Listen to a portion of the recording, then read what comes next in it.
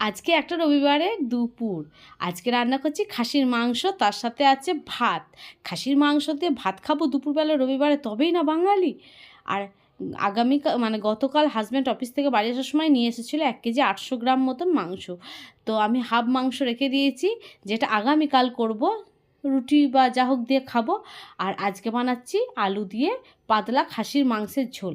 তো খাসিটা ও নিয়ে এসেছে যেখান থেকে, দারুণ খেতে ছিল খাসিটা। না, আমাদের এখানে খাসি নেওয়া হয়, খাসির মাংস এতটা সুস্বাদু হয় না, এই মাংসটা দারুণ খেতে ছিল। আর সলিড ছিল মাংসটা, একদম জল একদমই ছিল না। আমার প্রেশার কুকারে 9টা থেকে 10টা সিটি দিতে হয় মাংসতে। আর আলুগুলো আগে তুলে নিচ্ছি, আলুগুলো একটু নরম হয়ে গেছে, মাংসের সাথে দিয়ে দিই তো প্রেশার কুকারে, মাঝখানে ভাপ খুলে আলুগুলো দিলে বেশ ভালো হয়, কিন্তু তা করি না, আমি একবারেই আলুগুলো একটু বড় বড় কাটি, মাংসের সাথে সিটি